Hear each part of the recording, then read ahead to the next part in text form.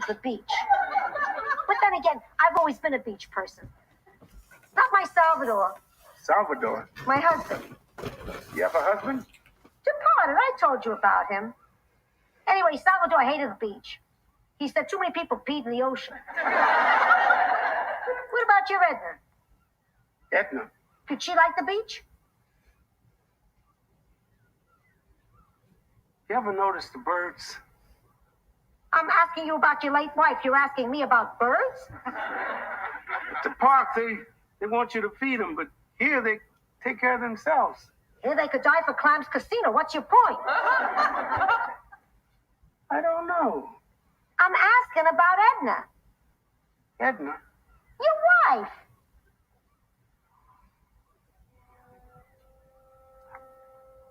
Oh, hey. I'm sorry. I guess I just can't take a hint. There's some things about Salvador I still have trouble talking about.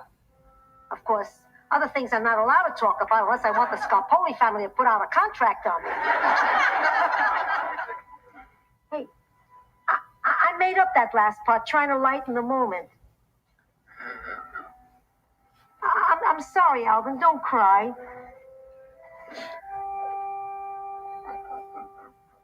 That's okay. You cry all you want. Ma? Come in. Oh, Dorothy, I'm glad you're home. You got a minute? Sure. Good. Crochet me a scarf. Ma, I need to talk to you about Alvin. He's sick, Ma. What are you talking about? You've never even seen him. I've seen him, Ma. After you had that fight, I was worried about you, and I followed you to the boardwalk. That was you? Thank God. I thought Gino the Enforcer was out on parole. Ma, please, will you let me say what I have to say? Maybe I don't want to hear what you have to say. Maybe I'm happy not knowing anything. Or maybe you know already. I'm not stupid. I could see there was something about Alvin that wasn't right. Ma, he has Alzheimer's disease.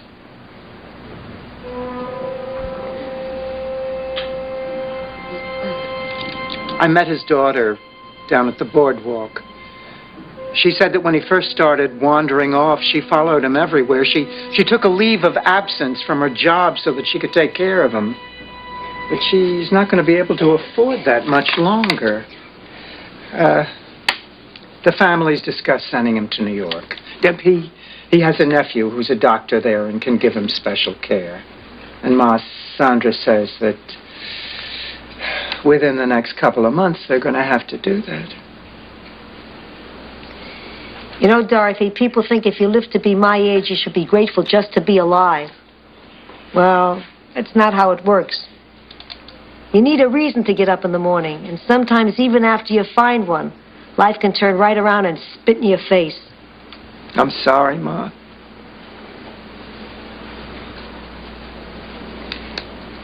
Few months, huh? That should give me enough time to finish the scarf.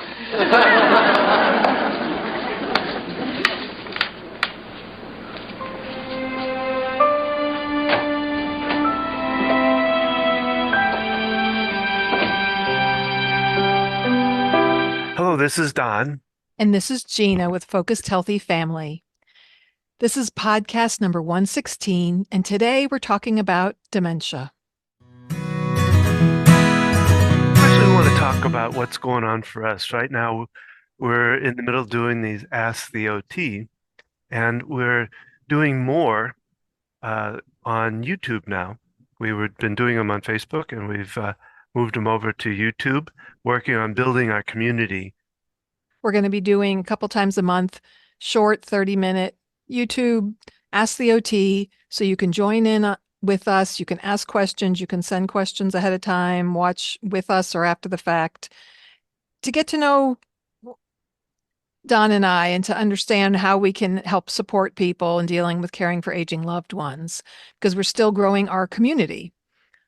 That you'll have opportunities to participate in longer versions of Ask the OT, as well as other aspects of the program that we are creating around the sandwich generation, and in particular, caring for aging loved ones, even if you are caring for your aging spouse. So you're not really of the sandwich generation per se, but anyone caring for an aging loved one. Well, and the next Ask OT are coming up. We have one on May 20th. It'll be at 7 o'clock Eastern Standard Time. On YouTube. On YouTube, yes. And then we have one on the 22nd, again on YouTube, but this one will be at noon, 12 noon Eastern Time. And finally, we'll have one on YouTube on June 3rd at 7 p.m. Eastern Standard Time. So we're doing them on Monday evenings at And- 7 p.m. Eastern Time. And the Wednesday at Wednesdays noon. noon, not necessarily every week, but be on the lookout for that. You can see the link here to our YouTube page. If you're listening to this podcast, just listening to it, you can also view our podcast on our YouTube channel, and you can see how the cat walks across my lap as we're doing things. Because when I'm sitting down to podcast, it's time to curl up in our lap.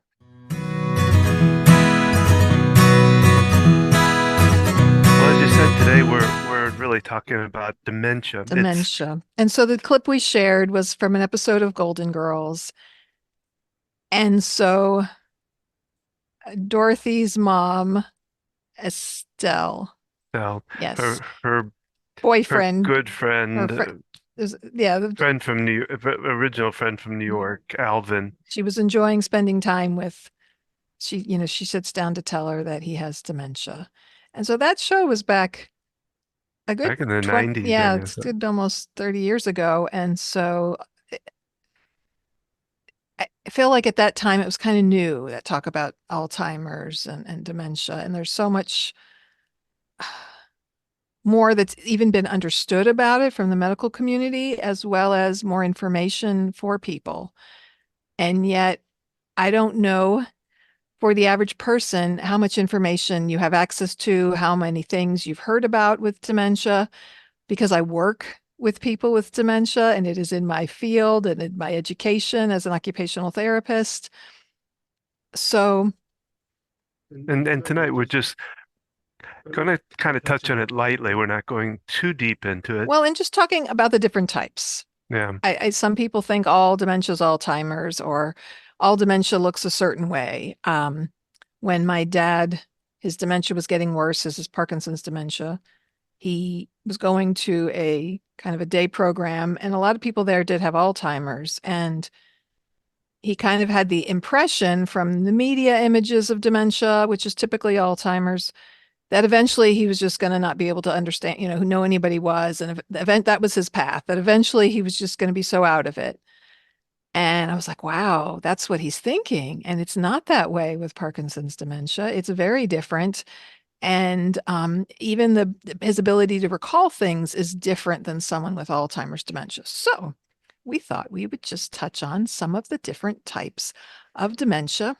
Well, and just to kind of throw in here, one of the reasons that I know I wanted to do about dementia is it happens to be Dementia Action Week, and it's put on by the Alzheimer's Society.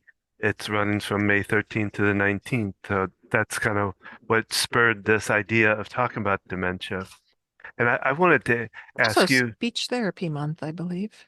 I wanted to ask you, Gina, I just kind of, I look at Alzheimer's versus dementia and kind of trying to understand what the difference is.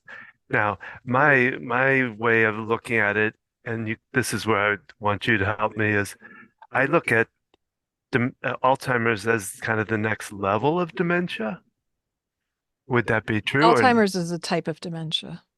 Yeah, it just seems like it's like There are different types of dementia, and one type of dementia is Alzheimer's dementia. So it's not really Each type of dementia has different stages to it, because you have a stage of early Alzheimer's dementia. I don't have the exact stages in front of me, but versus late Alzheimer's looks different than early, when the early onset of it, when they're just forgetful and having trouble keeping up with things, versus the kind of end stage, so to speak, of it is that they can't remember how to feed themselves and they don't know who their family is. And so there's a progression of Alzheimer's. But Alzheimer's is, you have the category dementia, and then you have all these different types, and Alzheimer's Okay. is one of those types.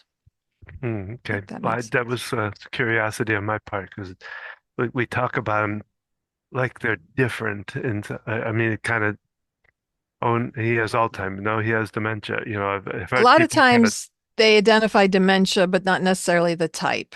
yeah. So now, because of the advances in medicine and technology, with a CAT scan, I believe, or an MRI, they can identify plaques on the brain that indicate that this looks like dementia. I actually had a patient recently who had an aneurysm, so that presents as a stroke. It was a hemorrhage in her brain.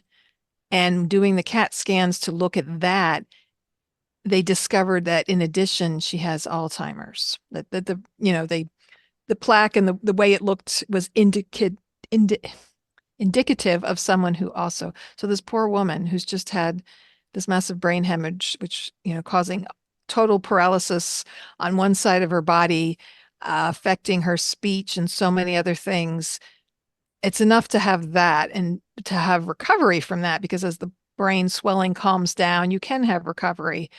But then to have Alzheimer's on Okay. top of it. But the fact that they are able to identify that, 30 years ago when the episode of Golden Girls was made, they weren't able to identify Alzheimer's until someone was deceased. So those are, big advances that are happening that make it easier to identify the type of dementia, because sometimes people get misdiagnosed with what type of dementia they have. And it can be very important to go to someone who really specializes in this, because some general practitioner doctors might put a label on somebody, or somehow a label comes about. I worked with a patient in an assisted living facility, and I'm pretty sure it said Alzheimer's on her medical record. And I don't diagnose people. That's not in my role as an occupational therapist. And yet, from a functional perspective, she did not have Alzheimer's dementia. What would you have thought that she had? Did you have a I'm thought of pretty, it? I, Do you I remember? remember, I think it was Parkinson's. It's been Uh, many years ago.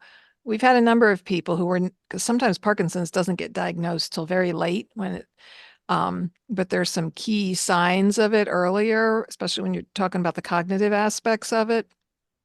Um, well, and Parkinson's, is it have some form of dementia as part of it? so not everybody 'Cause with Parkinson's develops dementia. I was going to say, I think they define it. I did some research this afternoon from the dementia.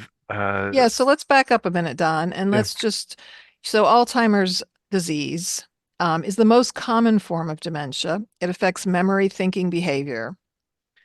Um, Don printed out some information. Well, It's a physical brain condition. So there's changes in the brain, and where the person's abilities deteriorate over time. You well, can have early onset Alzheimer's, but typically you see it over the age of, it doesn't have an age here, but I would say over the age of I think 65 was kind of common 65. through because there is one called a youth or younger onset dementia.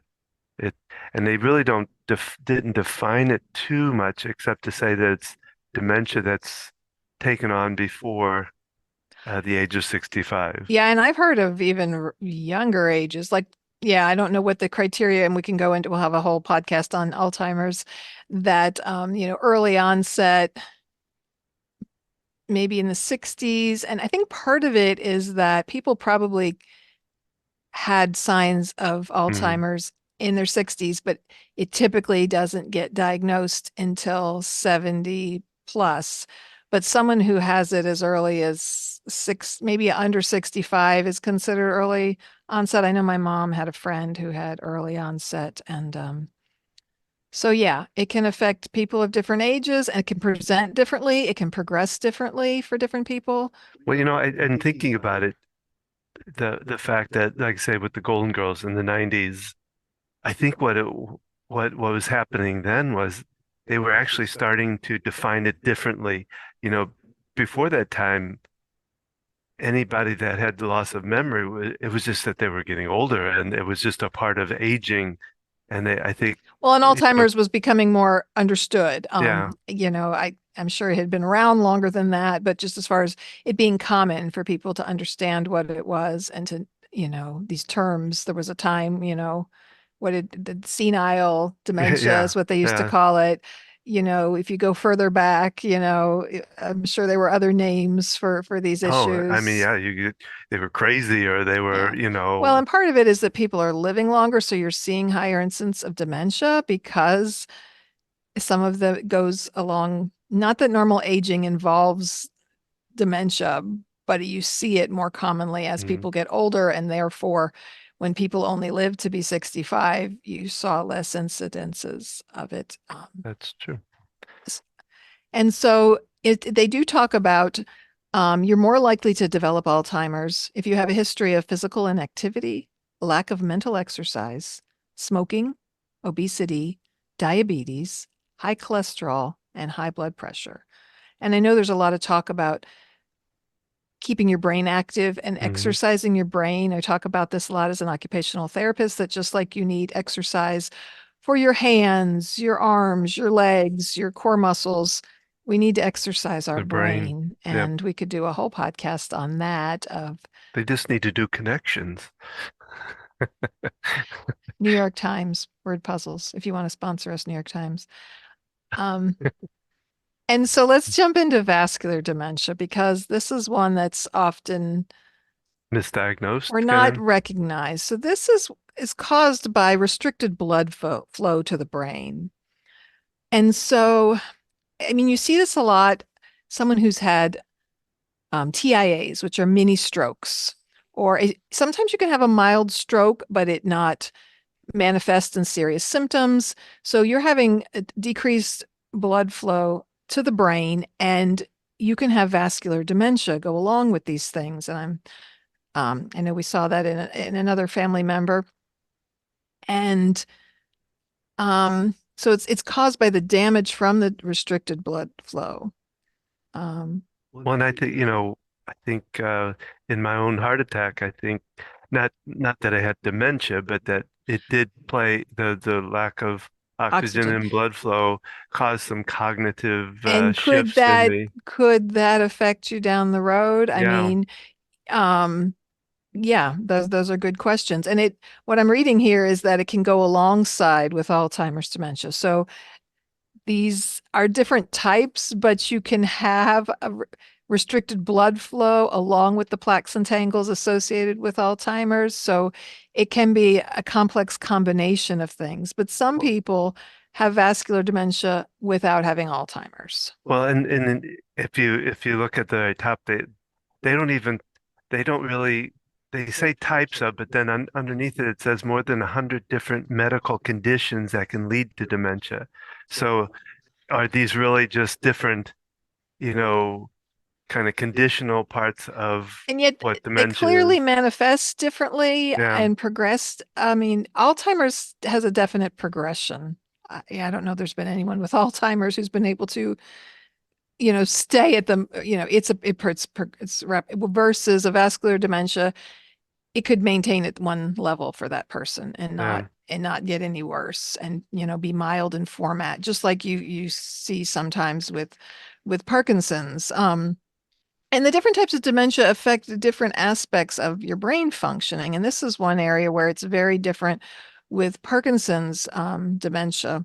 But before we get into that, it says you're more likely to develop vascular dementia if you have a history of high blood pressure, high cholesterol, diabetes, obesity, smoking. Some of these are overlaps, yeah. physical inactivity and poor diet, heart rhythm abnormalities, heart disease, Yeah. blood vessel disease, a large stroke or multiple strokes, or TIAs, those mini strokes that often go undiagnosed because they don't show up on scans. It's kind of with a stroke, you have a clot that blocks the blood flow in your brain. So it stops it completely. A TIA is like a little clot that just does a little pause and then it keeps going. But it can do some damage in that process. Your mom had Yeah, I remember. TIAs Well, and and didn't you? I'm trying to remember if you, with my mom, didn't you say something about vascular? I think at the time that you thought that was what was I think more of she what was might even have been going on. diagnosed with vascular Oh, dementia, possibly.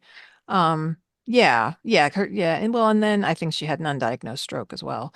That's a whole nother. well, and what was just as a little side note, remember we were so concerned about it because she was running into things, and you thought she had, peripheral issues, which she may have, but On then we top of it, found then we found out she didn't have her glasses, somebody had and they taken her glasses, so she was walking around. If she had, I think she had eyesight very similar to mine. Without it, it's kind of blurry and fuzzy, and depth wise and all that. So who knows what was how much it played into it, but it was sure. just kind of Well, it's like when I work with people, sometimes they're not answering my questions properly, and I have to determine, is it a hearing problem or is it a cognitive problem? Sometimes it's both. yeah, A lot of times it's both.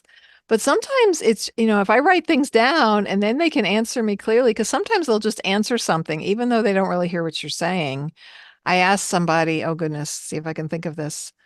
I asked her something about like her house, if she had steps or something. And she told me like where she grew up. I mean, she just answered with a totally wrong question. And I think it was about hearing. When you can't hear well, you try to figure out what people are trying to say. So you're not saying what. what? So now we get into Lewy body dementias. This one is I'm really curious about this because this was what Robin Williams was one of the things I he was believe, diagnosed well, with. in Lewy body dementia is similar to Parkinson's disease, but it has some differences. And so there is Lewy body dementia and there is Parkinson's disease dementia. Those are two different types. So Lewy body dementia it's an umbrella term describing two forms of dementia, dementia with Lewy bodies and Parkinson's disease dementia. So Lewy body dementia is often a younger age of onset, people who have that, and it's often a more rapidly progressing, and you see the cognitive impairment from the start. Whereas with Parkinson's, it doesn't start typically with cognitive impairment. It starts with the physical, the motor Physical. impairment, maybe a tremor or the freezing when walking or shuffling the feet or things like that. But there's a lot of overlap because it is in the kind of same area of the brain. Um, Yeah, I didn't put as much of the Parkinson's down out of this because I figured you kind of well, knew that part it of it. kind of describes it. They're grouped together because it's the same area of the brain is affected. A Lewy body is a tiny tangle of proteins called alpha synucleo. It doesn't look like that's written right, but inside brain cells, these tangled proteins cause damage that affects your movement, your thinking, and your behavior. Over time, Lewy body dementia develops, will become more affected. So the difference is dementia with Lewy bodies can cause these symptoms with these differences. Stiffness in your torso, earlier balance problems, symptoms on both sides of your body, Well, that's and resting tremor. Lewy body goes faster, like you mentioned, or tends to progress faster. Well, not everybody diagnosed with Lewy body dementia will be diagnosed with Parkinson's disease. Yeah, this is my first time reading where you've got this. This is one source of this information, and if we go into more detail, I would pull up more sources from it. But from my understanding, yeah, if you see that early onset of Parkinson's-like symptoms, but with the cognitive component, and the people that I've seen it in, it's often a younger age of onset, Yeah. and it has a rapid progression to it. Like the people I've seen, they're in assisted living, they get diagnosed, and they quickly wind up in memory care, and they rapidly go downhill. Versus someone with Parkinson's can have physical symptoms, like if they get diagnosed early with medications, they can manage, like my dad did for a Yeah, for a long long time. I time, mean, yeah. he was diagnosed so early, I was surprised because there's not a definitive way to diagnose Parkinson's. You rule out other things and it's based on symptoms. They can't go into the brain at this point and determine that's what it is. And so they started my dad on the medication, and for the longest time, no one would have known, and he managed really well. And then they had to up the medication as he started having issues with freezing. So it's your procedural memory with Parkinson's and Lewy bodies. So knowing like how to stand up and turn, like sit in that chair involves standing up, turning your feet, backing up, reaching back. So those kind of procedural tasks versus, who is this person standing in front of me? What did I eat for breakfast? Those other kind of, deficits that you see in other dementias and in Alzheimer's disease with memory and recall of information. With Parkinson's, you see it affecting more their daily functioning, being able to eat, being able to get dressed, coordinating the shirt, being able to orient it the correct way. I've had patients put their shoes on the wrong feet. And this what you call freezing is like just that, like my pause in my speech. You go to get up and you just can't get Is it the thought or is it the action? well, it's the brain controlling. The brain tells your body what to do. So it's that signal. And so like when I work with people, some types of dementia, we break things down and we say, stand up, now turn, now back up. So someone with Parkinson's, they can't follow that. They need sit in the chair, because if they try to break it down, that's when they get frozen and they can't isolate those movements. So there's a lot of things, but that's more the movement, the physical aspect of Parkinson's disease. And so with Parkinson's dementia, you can see short-term memory issues. You can see Parkinson's is often associated with hallucinations. So seeing things that aren't really there. And then there's delusions, which are thinking things are happening that are not really happening. And that can be even more of an issue. And they can have vision problems with depth perception. So there can be a lot of things going on with Parkinson's that looks like dementia, but is not really. It can be more visual, more of these other aspects. And so not everyone who has Parkinson's disease develops dementia. And a lot of people I've worked with Parkinson's disease who do develop some dementia, it can be very mild and it can remain mild. My dad's was mild for a very long time. And with having back surgeries, which anyone with Parkinson's disease going through surgery, going under anesthesia can exacerbate the Parkinson's, both physically and cognitively. And then the isolation from COVID, he didn't develop COVID in the first years, but their community shut down. He couldn't go to all the activities he was doing. So when you talk about minimizing dementia by doing, brain activity, keeping your brain involved, being active with movement, right? So he didn't have access to all that. And he so loved that golf and he fished and that can exacerbate dementia. And then unfortunately with, dementia, you can't reverse it. Yeah. Now, many dementias have moments of clarity, and definitely with my dad with Parkinson's dementia, he has moments where you can have a conversation and it makes sense. And sometimes you have a conversation and his words are clear, but you don't know what he's talking about. And sometimes with his speech being an issue, you can't even understand him. So yeah, it can look differently. So it's, he has Parkinson's with now advanced dementia, but a Parkinson's type of dementia. I don't ask me questions, Don, because this makes perfect sense in my brain. But No, you from do. a lay person's point of view, I was just going to look at the next one. I don't know, the younger one. So like younger onset dementia, people under the age of 65. Okay, so that's kind of their cutoff. So early onset Alzheimer's then is most likely. And again, we'd have to look that up. And they really talk about there's not a lot that they can do to really diagnose it, or they can do some things. Well, there's cognitive assessments. Now there's cognitive assessments that you can do. There are several different standardized cognitive tests that you can do to look at if there's signs of dementia, because there's what's called mild cognitive impairment. If you watch the show This Is Us, in the latter years, spoiler alert, the mom Oh, yeah. gets diagnosed with mild cognitive deficit. I said spoiler alert first.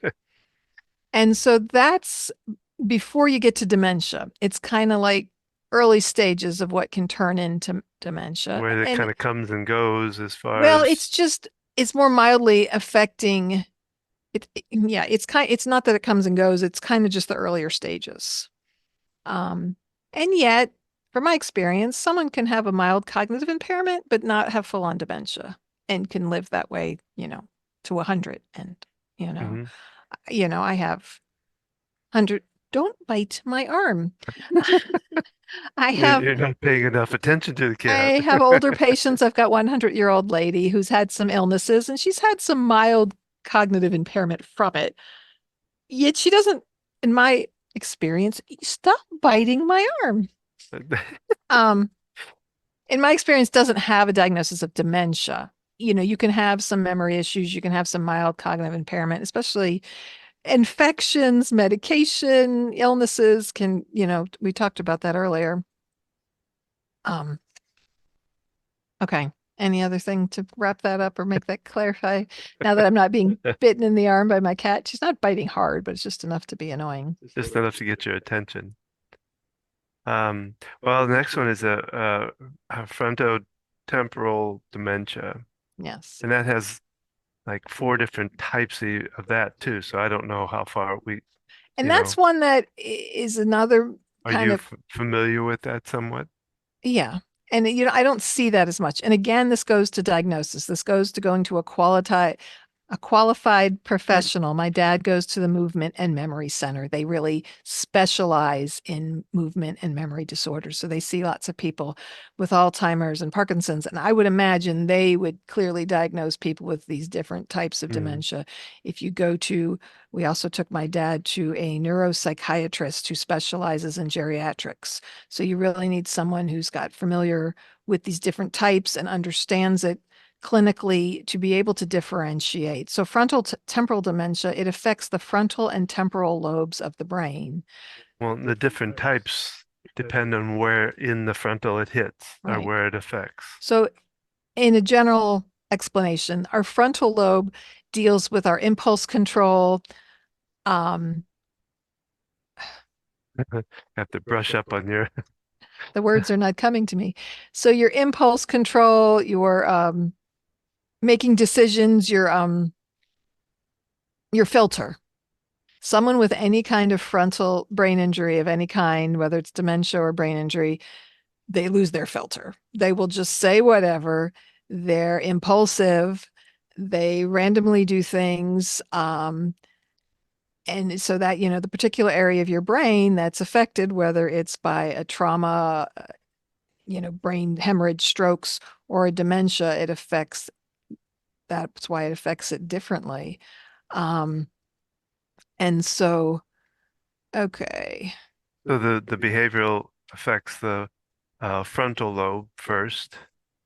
Primary, it affects the temporal lobe first. Progressive, um, progressive So non-fluent aphasia. okay. So aphasia is your ability to express or understand. So there's expressive aphasia is my ability my brain to take what I want to say and put it into words and speak it. So someone could not be able to speak and say things very well, but they might receptively understand. I work with a number of patients like this. And unfortunately, caregivers and things often think, oh, because they can't talk, they don't understand what I'm saying. And when someone who, expressively has aphasia, they're just having trouble. Their brain's not allowing them to put into words what they need to say. Versus receptive, your brain can't, someone's telling you something and it's not making sense out of it to know what to do. So Yeah, so they're talking about with frontotemporal dementia in the early stages, your memory isn't always affected. So you can have dementia that doesn't affect your memory, Hmm. but affects other aspects. Like I talked about the frontal region, your impulse control, your decision making, How your you express, your ability to monitor your understand. behavior and be appropriate in situations. So you can have good memory and make bad decisions. And there's a particular patient years ago that had she had a frontal, either a hemorrhage, yeah, aneurysm, from the brain injury unit, and she had no awareness of the seasons. And like I had to take her to the window and like walk outside, and like she thought it was winter and it was like summer, and Mm. and just her impulse control and ability to make decisions, and was just um so yeah, so that's affecting different areas of the brain. um Progressive aphasia, semantic dementia, progression of non-fluent aphasia. So yeah, it just affects different areas of our body. Well, And so, oh, yeah, okay, there's a whole different types of frontotemporal dementia. So, you can obviously look this up. You can learn about this. If you have a loved one and you don't know, you can read about the different types, not to diagnose your loved one, yet, help to understand. help understand and to ask the questions. And if you're asking these questions of the doctor, the doctor might say, oh, it doesn't matter, dementia's dementia. It helps to understand what it is, to be able to understand what they're going through, because we might underestimate what they're capable of and what they understand and what they can do. And I think diagnosis is important in getting the right treatment, and the awareness of things. Years ago when we just thought people were senile, and we just grouped that under one big umbrella term, when yet it is so different for different people. Well, And and so finding the right provider who can help determine.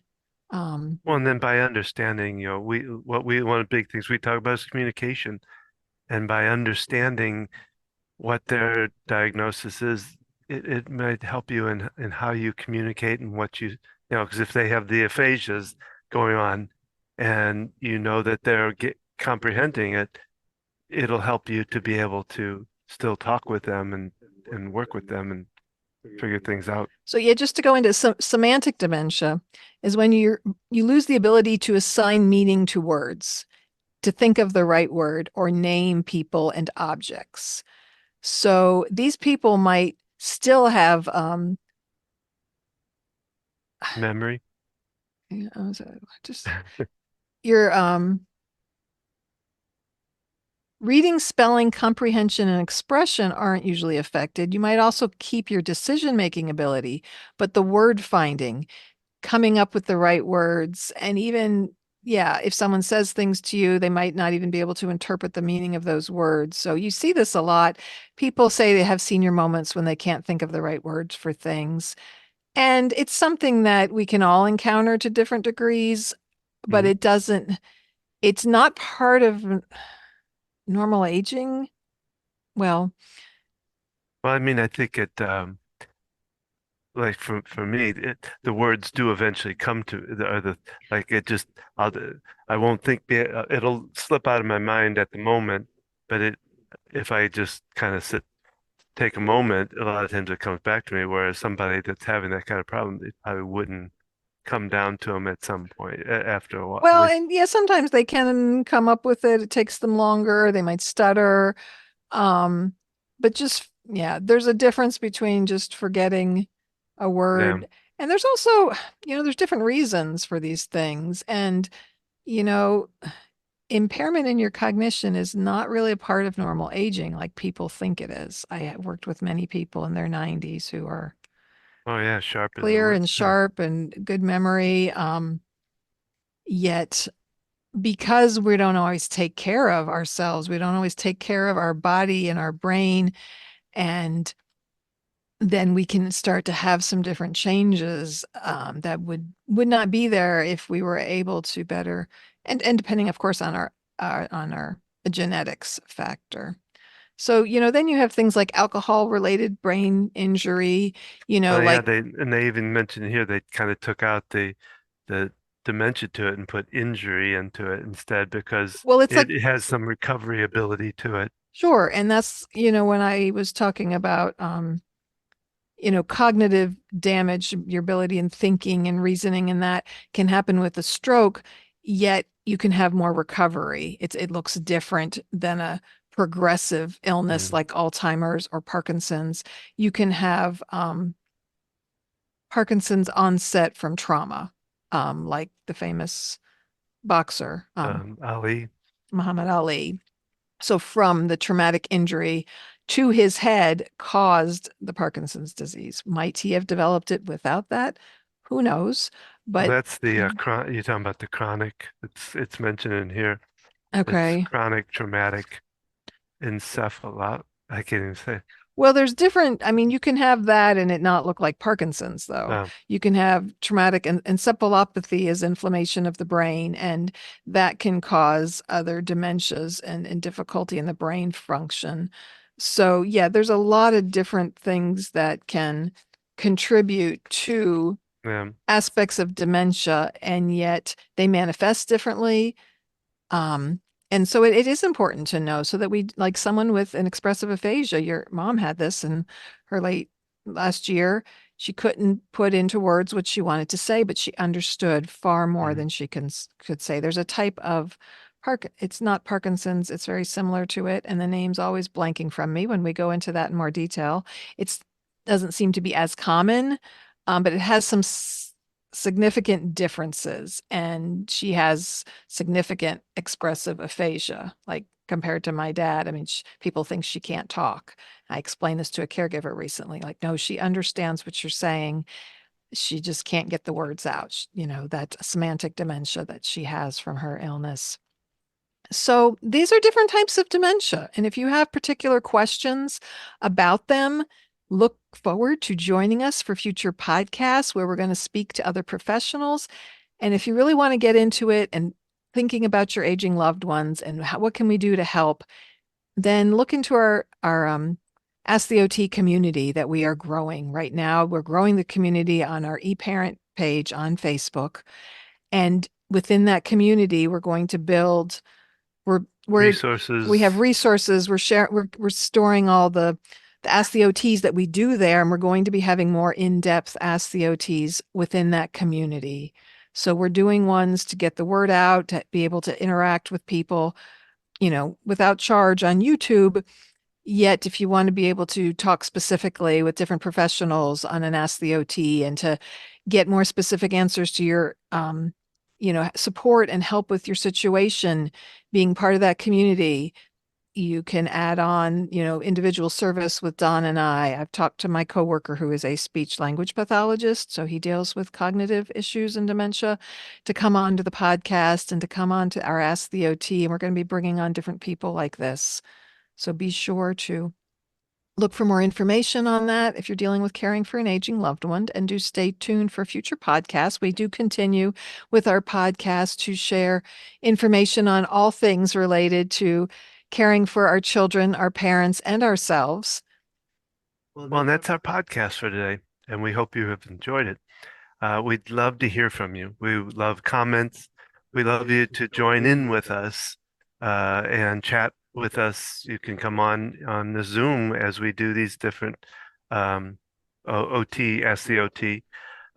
You also can, if you like what you heard, you can learn more about our parent coaching program, our consulting that we do for people that are dealing with aging parents and like the sandwich generation.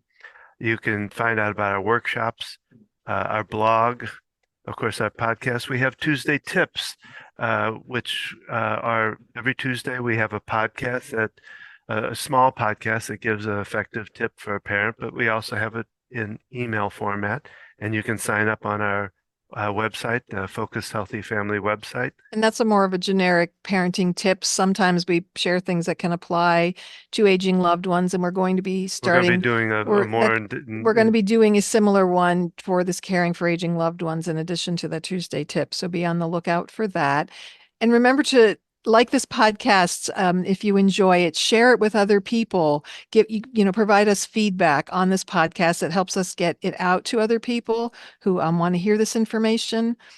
And of course, we're on Facebook at Focused Healthy Family. We're also on Instagram at Gina.FocusedHealthy. No, at Focused Healthy Family. That's right. We changed. We're updating our Instagram account. Yeah, we're like kind of putting this all together. And well, we're updating it. We've got someone who's providing us with some support for, so that's going to be changing and improving.